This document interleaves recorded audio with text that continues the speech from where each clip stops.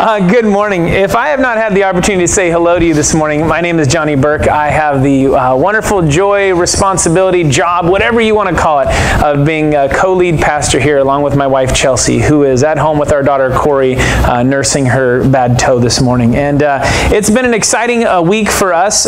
We have been working away. I don't know if you saw the box over there in the corner. It is not a timeout booth. However, if you are messing up in church, I will send you there and use it for that at the time being. That is going to be our new sound booth, because this old sound booth that we had here was designed when we were facing this way up toward the old stage, and so now that we have turned our alignment of the church, if you want to call it that, we are making an open air sound booth that we will be able to see and hear better, and so it's coming along. Last week you might have noticed we framed it in. This week the drywall got done, the rough electrical got done, and we're moving forward.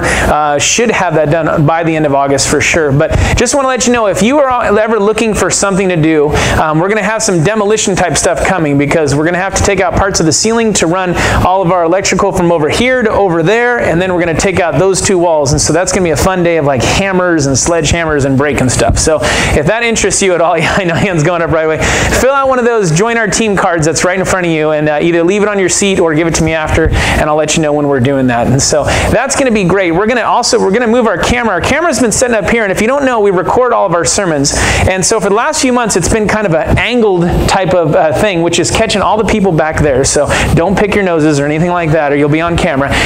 But we're going to move it back there to the new booth. It'll be a little bit nicer to see and stuff. And so, no, don't pick your nose back there either. What? Did we get to leave the power on when we hammer that stuff out? We'll talk about it. So it's been a fun week getting that sound booth going until last night, where my daughter just ran down the sidewalk, running barefoot like Daddy's told her tens, if not hundreds of times. Don't run barefoot on cement. Don't run in flip-flops on cement, because you'll trip and you'll hurt your toes and stub them. And last night she saw her neighbor Joni, and she started running, and she just tripped like that.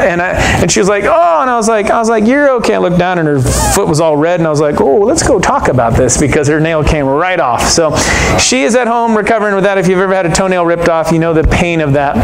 And so we are heading to San Diego tomorrow, which is complicating things a little bit here, because our whole plan, besides our district conference, was to go to the beach, to go in the ocean, and to swim in the pool at the hotel. And Corey can't be around dirt. She can't be in any body of water, and certainly not with chlorine and whatever else is in the pool. So it's going to alter our week. So pray for us this week as we go about doing that. It's going to be a challenge to figure out what we're doing. A plastic bag. No, they said no, none at all. So we will be very careful of that.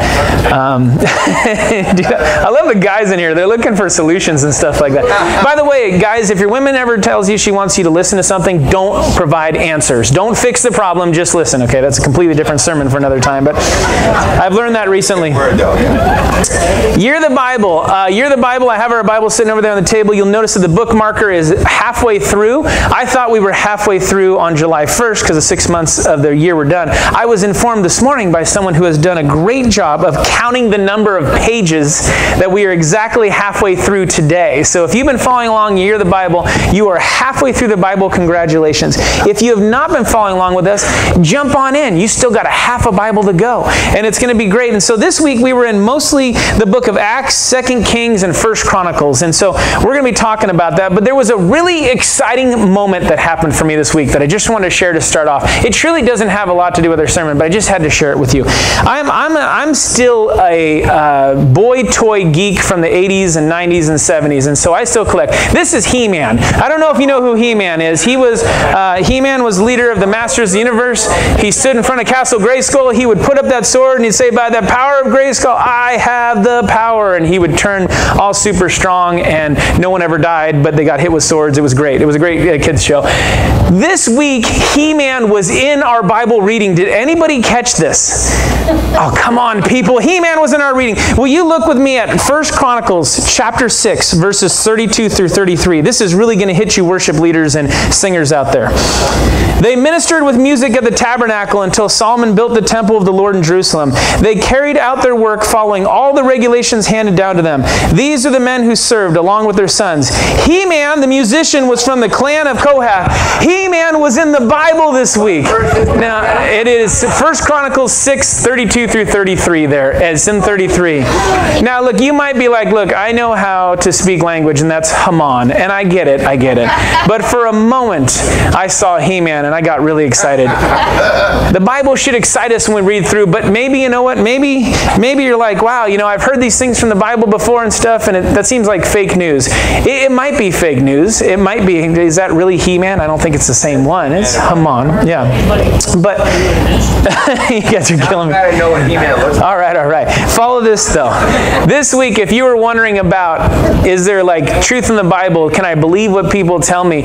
Understand, you're not alone in our society. It's so hard to find truth. Did you catch this in Acts chapter 21 this week as Paul was going through all that he was going through persecution-wise? Acts chapter 21 verse 34 had a moment where a bunch of people wanted to kill Paul, and he's in front of some leaders. But look at Acts 21:34 with me. It says this: some shouted one thing and some another. Since he couldn't find out the truth in all the uproar and confusion, he ordered that Paul be taken to the fortress. I highlighted that, I bolded that so you could see that. Since he couldn't find the truth in all the uproar. Boy, it's hard to find truth in all the uproar of our society nowadays. It's amazing to think about 2,000 years ago, they were dealing with the exact same things as us. And it's very interesting because this whole situation that was happening right there, they couldn't figure out what was going on. And the one that they should have been asking for truth was Paul. He was trying to tell them the truth, but there was so much other stuff going on they couldn't hear. This week we're going to be looking at Paul's story because his story is not just inspiring. It's not just for us to read and marvel at about how God worked through it, but I think the truth for us this morning is this. Our story can be the same as Paul's.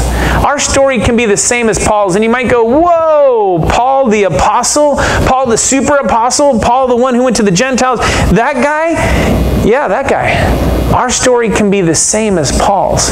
And we're going to walk through Acts chapter 26 primarily today and be looking at that. And he recounts his story. He kind of summarizes it for a group of people. And we're going to walk through that with him to look at his story and the lessons that we can glean from that so that we can look at our own story and see if it can match up with Paul's.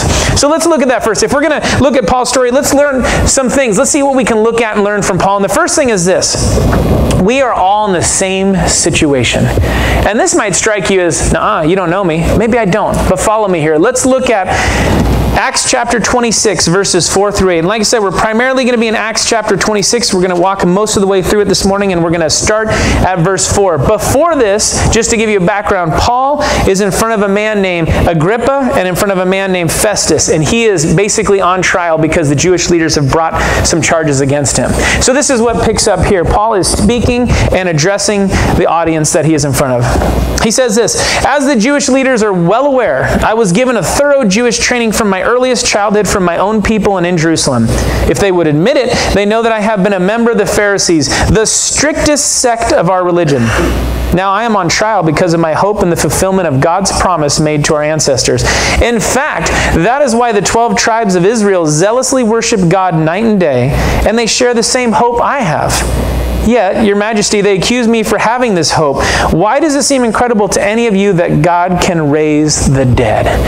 And Paul starts off giving his defense, if you will, by giving a little bit of background. And he backs up, but basically, he's standing in front of them and he's like handing them his resume.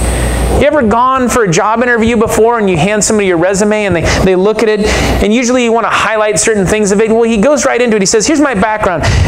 Grew up in Jerusalem, trained real well. Here's my thing. Now here's the scoop. I was a member of the Pharisees. And some of these that are in front are Pharisees, and whether they'll admit it or not, I was one of them. And he says, this is who I am and where I've been, and you need to know this because I'm trying to show you how good of a guy I am. I'm not a lawbreaker. Because everybody knew the Pharisees weren't lawbreakers. As a matter of fact, they were the ones who withheld the law better than anybody else. So he's trying to say, look, I'm not a troublemaker. I'm one of those guys. I follow the law of God. I follow the law of Rome. I do everything right. I do it by the book. That's who I was. That's who I still am. I just want to explain this to you. And not only that, I'm from the same place as them. And he uses the word Pharisees, and this is kind of a big deal to use this because the word Pharisee, when you go back to its Aramaic roots, it really means to be separate or divided or distinguished. In other words, the Pharisees, that title really showed that they were set apart from the general Jewish population because they were so holy, in their eyes at least.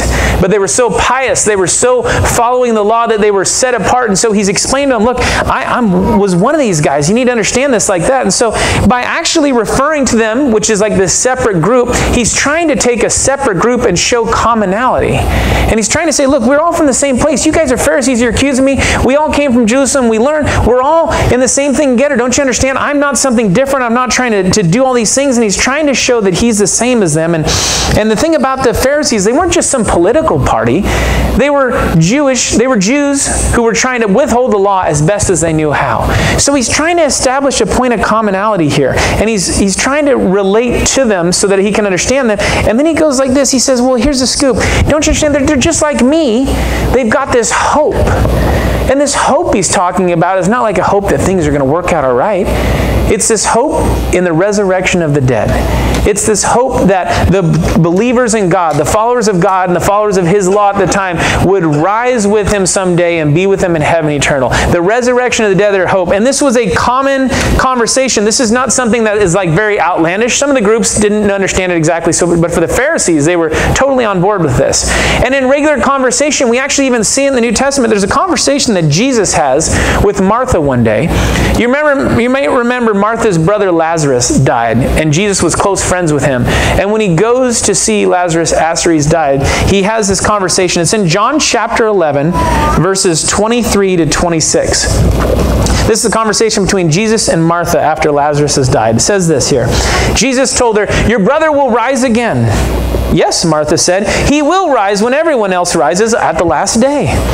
Jesus told her, "I am the resurrection and the life. Anyone who believes in me will live even after dying. Everyone who lives in me and believes in me will never ever die."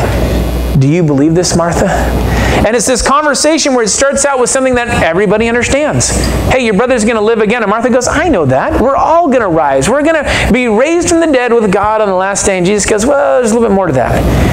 You'll be raised if you believe in me because I am the resurrection and the life." And now Paul has come to this realization, and so he's trying to tie in with them. He's trying to say that we're all in the same situation. He's trying to use the same common understanding and language that they would use. Look, I'm following the rules. We all believe in the same. He's trying to find this commonality to say, look, we're in the same situation. We're all going to die someday. We all have hope in the resurrection of the dead. Can't we start at this beginning point?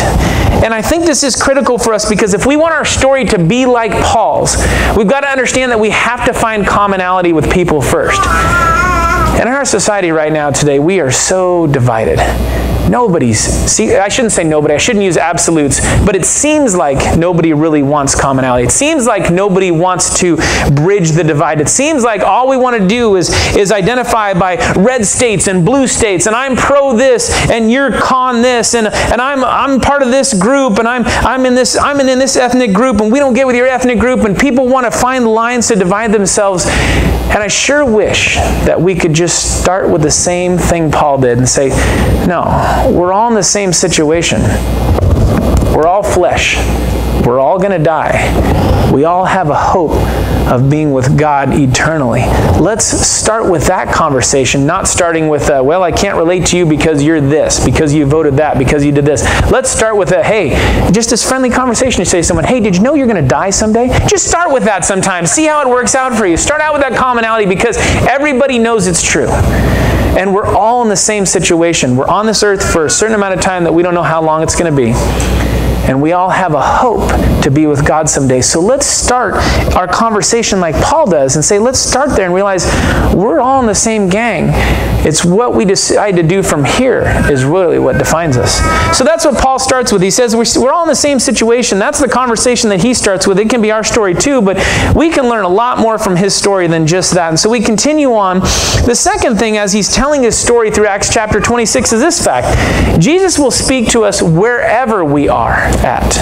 And you might say to yourself, well, I'm not sure if I buy that. Jesus will speak to us wherever we are at. Let's look at Paul's story and then kind of try and tie that in and figure out how that relates relates. We're jumping back in Acts chapter 26, continuing along, verses 9 through 15. This is what it says. Paul, still speaking to Agrippa and Festus, still up in front of everybody, and all the Jewish leaders who have accused him. He's in front of everybody. He's having this dialogue. This is what he says.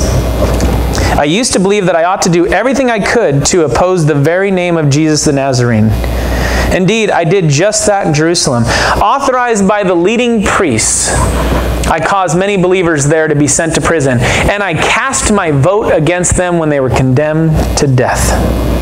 Many times I had them punished in the synagogues to get them to curse Jesus. I was so violently opposed to them that I even chased them down in foreign cities. One day I was on such a mission to Damascus, armed with the authority and commission of the leading priests. About noon, Your Majesty, as I was on the road, a light from heaven, brighter than the sun, shone down on me and my companions. We all fell down, and I heard a voice saying to me in Aramaic, Saul, Saul, why are you persecuting me? It is useless for you to fight against my will.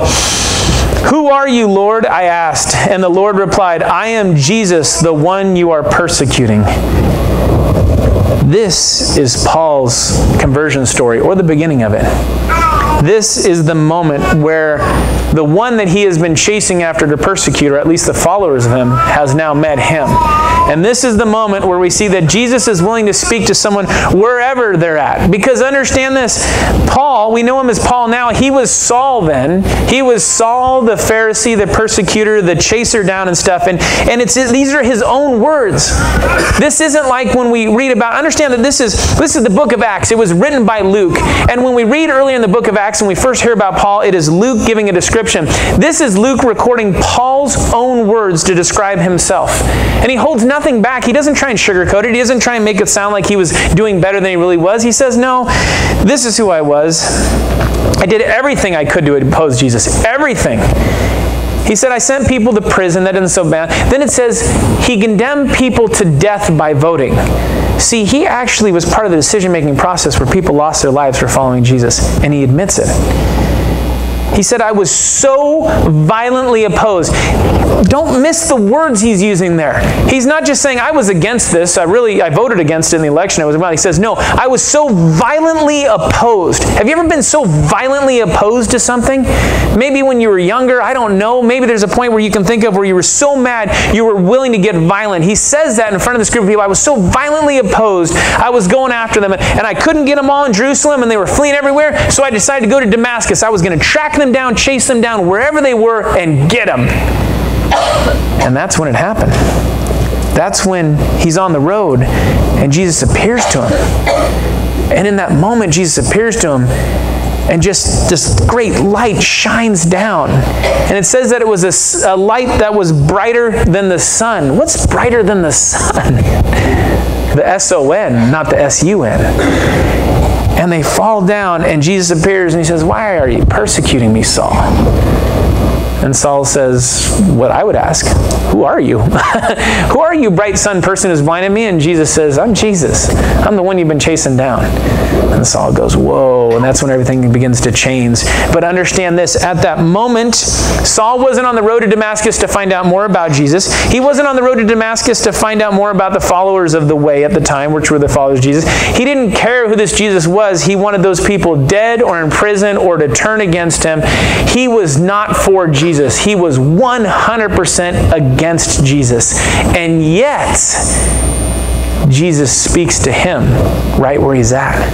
This is a great example of a term that we call prevenient grace. I don't know if you've ever heard that term before. It's something that, I guess as a pastor, we throw around terms like this all the time. And here's the scoop about prevenient grace, what it really is.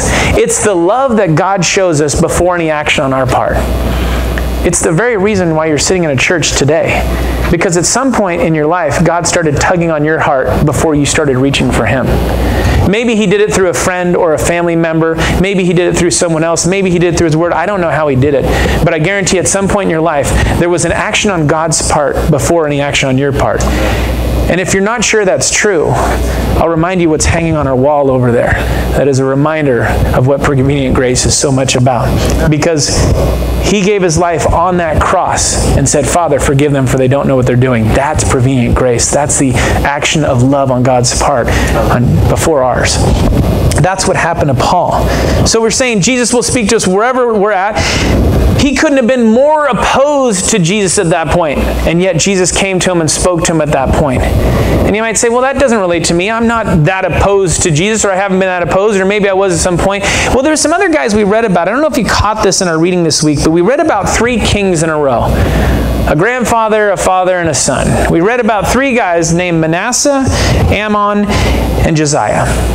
And these 3 kings, these of the same lineage, had a very interesting story. And it was in 2 Kings, and it goes through chapters 21 through 23. And we're going to look at those few verses in a row. So follow with me on this. This is about the first one. This is about Manasseh. 2 Kings 21, verses 1 through 2. Manasseh was 12 years old when he became king, and he reigned in Jerusalem 55 years. His mother was Hephzibah. He did what was evil in the Lord's sight, following the detestable practices of the pagan nations that the Lord had driven from the land ahead of the Israelites. That's Manasseh. His son Ammon, here's his story. Ammon was 22 years old when he became king, and he reigned in Jerusalem 2 years. His mother was Meshullemeth, the daughter of Haruz from Joppa. He did what was evil in the Lord's sight, just as his father Manasseh had done. He followed the example of his father, worshiping the same idols his father had worshipped. And I think it ends with one more verse after that, next slide. He abandoned the Lord, the God of his ancestors, and he refused to follow the Lord's ways. That's Ammon. Then there was Josiah. This is what it says about Josiah in 2 Kings 22, verse 2. He did what was pleasing in the Lord's sight and followed the example of his ancestor David. He did not turn away from doing what was right. Notice the difference all of a sudden. And before I read this verse on the screen there, understand this, because Josiah became king at the super knowledgeable and wisdom-filled age of 8 years old. 8 years old and they became a king. How would that be terrible? You're like, here, you're the king. You get to tell me what to do. An 8-year-old, are you kidding me? I live with a 7-year-old right now, and I can't even imagine if I had to take my orders from an 8-year-old. They would drive me nuts. He becomes king, and when he's 18 years old, so after being king for 10 years and trying to figure it out as an 8-year-old and getting advice from who knows around you, 10 years into his reign, 18 years old, he gets handed a scroll by the chief priest and says, hey, I found the book of the law. You got to read this thing. And he reads it and goes, whoa, we haven't been following what God told us to do. Somehow we had forgot it over the last years. Remember, his dad was reigned for 2 years, his grandpa for 55 years. It's been a bare minimum of almost 60 years since anyone's really been following God and doing what they were supposed to do. A bare minimum. He says, we're doing it all wrong. We need to go and get rid of these Asherah poles and these sacrifices to Baal and all these things. And we need to knock down these things, and we need to start doing the right things. And all of a sudden, he starts to turn the society around. And then we come to this verse. The last thing we hear about Josiah in 2 Kings 23:25. Never before had there been a king like Josiah, who turned to the Lord with all his heart and soul and strength, obeying all the laws of Moses. And there has never been a king like him since. What a difference in what is said about these 3 men. Why was Josiah so different? Well, I believe that God was speaking to all 3 of those men, but only one was listening. And that's the difference. And when we look at Saul's story as he turns into Paul, he was listening, and that's the difference. See, I believe that Jesus will speak to us wherever we're at, but it's up to us to be listening and paying attention.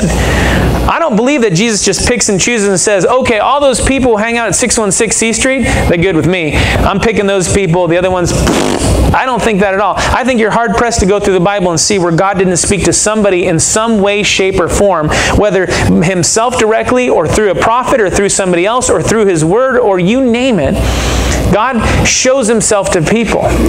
But if they're not willing to listen and they disregard him, he's not going to force himself on them. And so I truly believe that Jesus will speak to us wherever we're at, whether we're like Paul, where we're 100% opposed. I want nothing to do with you, Jesus. I have a friend like that. I used to work with him at another dealership, and he told me, he said, I'm an atheist. I don't believe that stuff at all. And one day I came back from a missions trip, and I had such a powerful experience there. I said, I need to share it. I just need to share it with this guy. I need to just tell him. And I said, hey, I got to share this with you. I know where you stand. I know that you don't believe in God, but I got to tell you what I saw him do this week. And I shared a story with him about how I really witnessed a miracle down there. And I shared all that thing, and he goes, well, That's good you believe that, but I don't believe that. But, thanks for sharing. I appreciate you thinking of me. He was very polite about that. He wasn't ready to listen. I really believe that day that Jesus was speaking through me into his life, but like Manasseh and Ammon, he wasn't ready to listen at that time. I pray that I'll continue to be able to speak in his life and other people will, and that he'll change his mind later on. But sometimes people don't. And the scoop is that Jesus will speak to us wherever we're at, but if we're not listening like Paul was or like Josiah was, there's going to be very different consequences at all. But let's not get in the mindset of thinking, well, that person's just doomed to hell eternally. Sorry, pointing to people over there. I just realized I didn't know where I was pointing. I'm pointing to a newborn child. That's terrible. I'm just pointing generally here, not to our sound, but I don't know. I'm just going to put my hands behind my back now. I feel terrible. We can't just decide that, that person's so opposed to God that Jesus can't speak to them or whatever. No, it's not true. I believe that Jesus speaks to people wherever they're at, and we need to keep trying and helping and whatever we can in that aspect. And that's what happened in Paul's life, is all of a sudden Jesus spoke to him and he listened, he paid attention, and then he went out and said, man, I got to speak to you guys wherever you're at. He's talking in front of some high-ranking leaders and says, I need to speak to you whether you believe or not. You need to hear this type of thing. So Paul's story can be our story too. Our story can be the same. We just need to realize that Jesus can speak wherever we're at and to people around us wherever they're at, and we want to try and help in that process. But here's the scoop. Once we hear Jesus, we should do what Paul shows us. The next lesson, if you will, is this, is that we should follow his directions. Guys, this is tough. Who wants to follow directions putting things together? Who stops to ask for directions, right? Especially if we have GPS now. Who needs to stop and ask for directions anymore? Paul asked for directions, and when he got them, he followed them. Let's jump back into Acts chapter 26, verses 16 through 23 says this. This is Jesus speaking to Paul, just as he has revealed himself. I'm Jesus when you're persecuting. He goes on and says this. Now get to your feet, for I have appeared to you to appoint you as my servant and witness. Tell people that you have seen me, and tell them what I will show you in the future. And I will rescue you from both your own people and the Gentiles. Yes, I am sending you... Yes, I am sending you to the Gentiles to open their eyes so that they may turn from darkness to light and from the power of Satan to God. Then they will receive forgiveness for their sins and be given a place among God's people who are set apart by faith in me. And so, King Agrippa, I obeyed. We're back to Paul speaking. I obeyed that vision from heaven. I preached first to those in Damascus, then in Jerusalem, and throughout all Judea, and also to the Gentiles, that all must repent of their sins and turn to God, and prove that they have changed by the good things they do.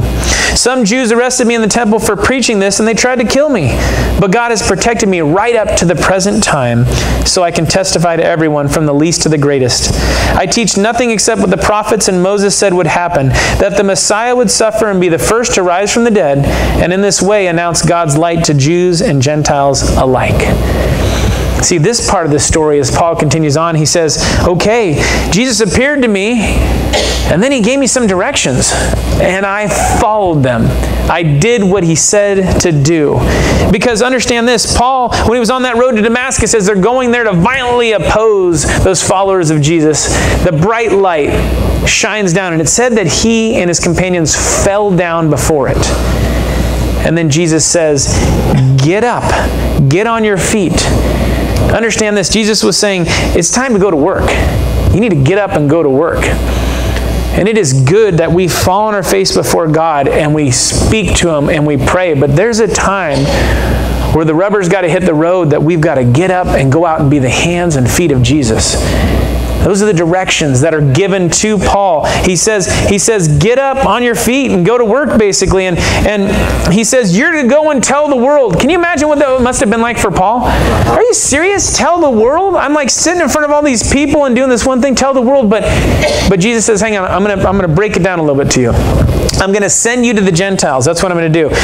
I'm going to break this down. I'm going to send you to the Gentiles. I'm going to give you the job, and this is going to be your ministry, and you go with it. And so Paul went out and did that. He went out to the Gentiles. He spoke to Jews too. He spoke to everybody, really. But he knew that that was his task, and so he followed the directions. Man, did he follow them good. You know how I know he followed them good? We're sitting here talking about it almost 2,000 years later. I'm not of Jewish heritage. I'm a Gentile, but I'm a believer. And I bet the most of you are too. He did his job awesome because he followed the directions. And God spoke this through Isaiah hundreds of years before about what this would look like. If we go to Isaiah chapter 42, verses 6 through 7, we'll see where God spoke this through Isaiah. It says this, I, the Lord, have called you to demonstrate my righteousness. I will take you by the hand and guard you, and I will give you to my people Israel as a symbol of my covenant with them. And you will be a light to guide the nations. You will open the eyes of the blind. You will free the captives from prison, releasing those who sit in dark dungeons. Catch that term. You will be a light to guide the nations. Of course, he's talking about Jesus, and Paul went to share that light to the Gentiles, to all the nations, not just Israel, to everybody. Paul followed the directions given to him. That's why we're sitting here, why we've heard. And, you might think to yourself, well, okay, Jesus might have given me a direction once before, but he's probably only going to give me one direction and that's it. He's going to give me one task like Paul. Well, that's not exactly what he did. Jesus was in constant communication to Paul. We hear about it sometimes in Paul's writings, but it wasn't like here's your job, go do it, see ya. Later on, Jesus appeared to Paul and told him this. This is in Acts chapter 23, verse 11. Another time where Paul was being persecuted and being brought before people. It says this in Acts 23:11. That night the Lord appeared to Paul and said, be encouraged, Paul. Just as you have been a witness to me here in Jerusalem, you must preach the good news in Rome as well. There was another direction. There was another direction. Jesus pops up, but he doesn't just give him direction and say, okay, you done number one, let's go on to number two. He says, be encouraged. I'm here to let you know that you're doing what I've called you to do, what I desire so desperately for you to do, the call upon your life, and now I want you to go somewhere else. And he did that. He went to Rome, the most important city of the world at that time, right? He kept giving Paul directions and opportunities to go out and do things, and Paul did exactly that. And sometimes when we get directions from Jesus, it's hard to follow sometimes. And this is where listening becomes critical, right?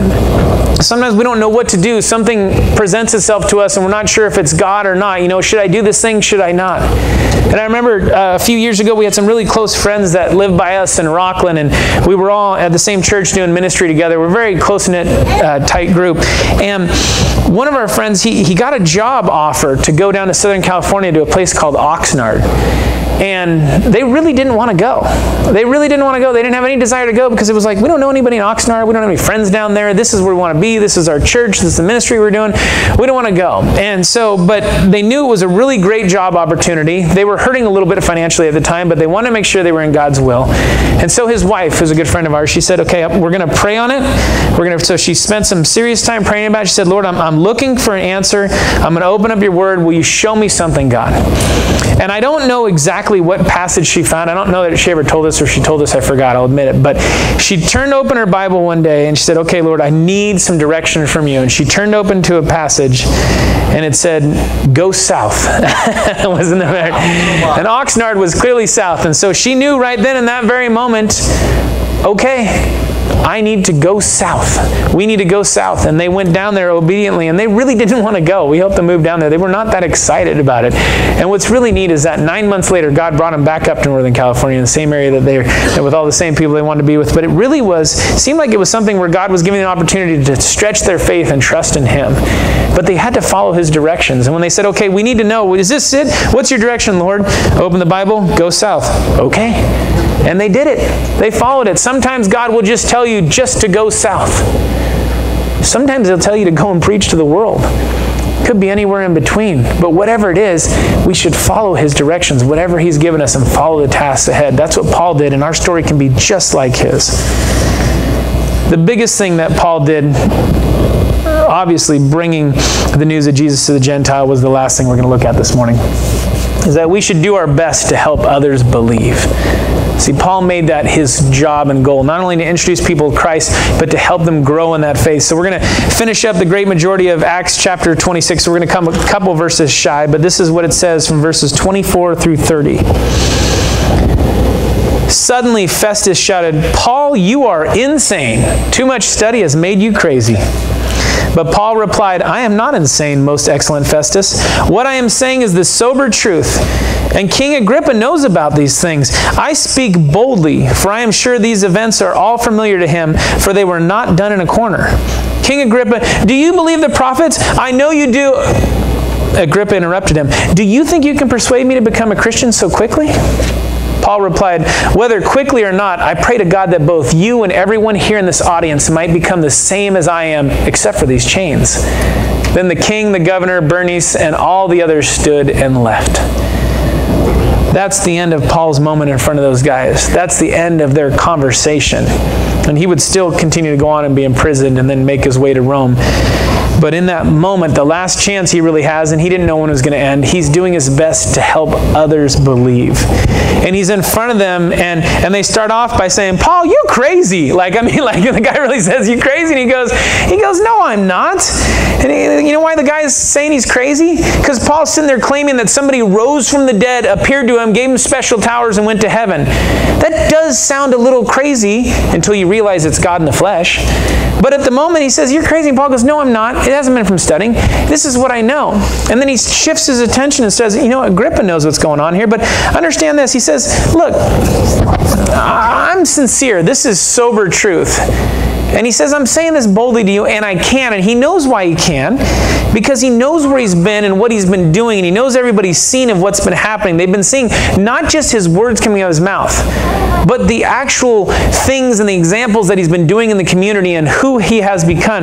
They said those things, and so he made this statement. He goes, this was not done in a corner. And you might think to yourself, well, that's an interesting term. Well, it turns out it's a Greek idiom from back in the day, which basically meant this: something that was done hidden away or that people couldn't see. It would be in the corner, off to the side, where you wouldn't be able to see it. He's saying, no. Understand this. I'm not hiding out here. These aren't some secret things. These aren't some words. You've seen me out there doing these things. You've seen the power of God working through me. You understand these things. And he starts to really ramp up because he wants them to have what he has so bad. And all it comes from is simply believing in Jesus. And so he's explaining it to him. And he says, this is the scoop right here. And Agrippa cuts him off and says, you think you're going to convert me? You think you can just convert me so quickly like that? And maybe Paul was about to do an altar call. Maybe Paul was going to say, hang on, guys, everybody with your heads bowed and eyes down. If you believe in Jesus, raise your hand and I'll look and pray over you. Maybe he was going to do the Western church thing that we do so often when we think that we have somebody who's right there about ready to accept Christ in their life. We do that. I do that. I've done that before. Because when you're introducing someone to Christ and you know that they're right there and they're understanding and they want to believe him, you want them to make that decision and firm it up. You really do. And Agrippa says, you think you're going to do that to me, Paul? Do you think you're just going to quickly convert me? And Paul says, I don't know, quickly or not, doesn't matter to me. All I really want and pray for is that all of us here are in the same spot as me, except for these chains. Can you take these off? It's kind of like, it's almost a little last minute thing there. I just love that. But he says, I'll pray for you. He says, maybe not, but I pray that this thing will happen, because Paul shows us something. He's doing his best to help others believe. He's already done it by his words, by explaining things. He's done it by his actions in the community. And now he's doing the last thing he possibly can do. And he's been doing it all along. He wants to pray for them. He wants them to change. And he knows that prayer is the bedrock of things. And so he says, I'm going to do that to you. I'll show you. I'll tell you. But I'm going to pray for you. I want to help you to believe. And Paul didn't just do that when he was introducing people to Christ. He did that in his letters to all the churches that he helped to set up. Jesus called them to Rome. When he wrote the Roman church, he starts off his letters. Most of his letters start off in the same type of fashion. He says, grace and peace to all of you. But almost all of his letters start off talking about prayer. And if we go to Romans chapter 1, verse 9, we'll see an example of that. Romans 1:9 says this: God knows how often I pray for you. Day and night I bring you and your needs in prayer to God, whom I serve with all my heart by spreading the good news about his Son. Paul would tell the churches regularly, I'm praying for you. I'm going out there, I'm telling you about Jesus. You're seeing by my deeds that I'm trying to help out in the community. I'm trying to heal people. I'm trying to do all these things. But the action that I can give you more than anything else is to continue to be praying for you. I want to help you to believe. I want you to come in a relationship with Christ and then grow deeper in that belief.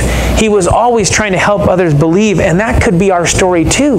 We could be just like that, where we go out and help others to believe too, and it's pretty simple. We bring them the message, we show them our deeds, and then we pray for them. That seems like a pretty simple path that He's given us. And so we should do our best to help others in their walk and help them to believe. And we're surrounded by people who have done that. I know I've been surrounded by people who have done that in my life. And sometimes it can be little things to help somebody believe. I'll give you a great example, something that had a big impact on my walk with Jesus. This was, I guess, about 13 years ago or so. We had come to a relationship with Christ, and we were starting to make changes in our life, and things were going really well. We were depending on Jesus, but there was a lot of things that we were still doing like our old self. One of them was the music we listened to. And if you listen to any modern music and you listen to the words, and when I say modern, I mean like pop music, you'll find all kinds of references to sex and violence and drugs, and everything gets glorified. And sometimes they've got really catchy beats and really catchy tunes and stuff. And so you find yourself just singing along, saying some things that really aren't very godlike. And I did that. I would go to church, be listening to Jesus, and I'd go and put on the regular rock station. The next thing I know, I'm listening to AC/DC, Highway to Hell, after leaving church. Some of you won't look me in the eye right now. That's okay. AC/DC is probably one of the catchiest groups of all time, but if you listen to the words of their songs, it makes no sense why you would sing about going on a highway to hell. It makes no sense at all. To me, it's the dumbest song in the world. Yet when I hear on the news, I start going, wait, no, and I have to shake it off every time. A friend of ours who knew that we were new in the faith knew that this was something that was challenging to people outside, and she asked me one day, she said, hey, what kind of music do you listen to? I said, well, mostly pop. I like rock. And she says, okay. She said, what kind of radio do you have in your car? And I said, what do you mean? It's radio. She goes, well, is it a CD player? Is it a cassette tape player or whatever? Because this is 13 years ago. No, I said, well, I was driving an 89 Mustang at the time. I said, it's a cassette tape. So she had a Jeremy Camp CD, and she made a mixtape for me, basically. She recorded it onto the tape, and she gave it to me. She said, try listening to this. I said, okay. Put that in my tape deck, started driving down the road, and realized, wow, this is some really rocking stuff. And this guy, Jeremy Camp, is talking about Jesus. This is pretty cool. And it opened my eyes to Christian music, which started to help me with my thoughts and focusing on the right stuff and not the wrong stuff. And, you know, she's such a good friend to us in helping people in their walk that years later, I asked her, I said, you know, you copied that tape off your CD. You know, you really ripped Jeremy Camp off of buying one of his CDs and stuff like that. You know, you illegally copied that. And I was just giving her a hard time about that. And the next time I saw her, she said, I have something. I said, what is it? She goes, here's Jeremy Camp's CD. I bought one for you.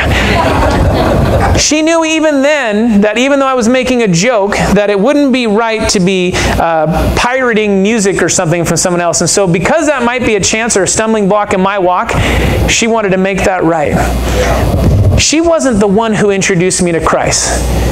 She wasn't the one who discipled me. Her husband actually was.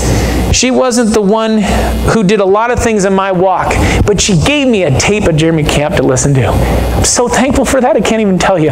Changed the way I think when I'm driving around the car when you have those thoughts and you're not focused in. And then years later when I was giving her a hard time about pirating music, she gave me a CD to let know what's right, that, you know, the workers do his wages and all those things. See, we can do all kinds of little things to help people to believe, to either come in a relationship with Christ or help them to grow in that relationship. That's what Paul did, and he never stopped doing it. Why can't his story be just like our story? Or in other words, why can't our story be just like his story? We walk through, that's Paul's summary of his story, and it's presented by him. That's his words speaking to these authorities, saying, this is who I am, this is where I came from. And he starts off saying, let's find a common ground. We're all in the same situation here. We're all going to die. We all have hope in being with God someday. Let's start talking about that first rather than talking about what divides us. Jesus is going to speak to us wherever we're at. He caught Paul on the road to Damascus. He might have caught you 20 years ago. I don't know when. He might catch your friend tomorrow who you thought is never going to be caught. But we still need to have that hope and realization that Jesus speaks to people wherever they're at. And then when we do hear Jesus, we've got to follow those directions and do what he says, because that's what he wants and that's where things are going to happen. All that's going to lead to the same thing as helping to others to believe, which is what Paul did, probably better than anybody you'll ever meet in your life. Doesn't mean we can't try to be just like him. Let's go out this week and help others to be their best believers in Jesus. Introduce Christ to them You'll notice that on the front of your bulletin it says, loving God, loving people. That is the mission of our church, is to love God first and then to go out and love people. If you want to love on people, tell them about the Jesus that loves them. Can I pray for you in your week and my week ahead? Lord, I thank you for this place where we can boldly declare your word, where we can learn lessons from someone who didn't care about you at all, but came to love you as much as anybody else in this world and share you with as many people as he could. Lord, let that be an inspiration for us as we go out this week, that we can have the same story as Paul, regardless of our past, regardless of where we've been, regardless of where we are right now. Lord, that you can use us to make a difference. Please be with us in our conversations this week. Would you guide us, Lord, in all the things that we do, and we'll do them in your name. Amen. Last note, there's going to be no prayer here on Thursday morning, but we are having our Bible study Thursday night, and grab a baby bottle on the way out for a women's friend. God bless you. Have a great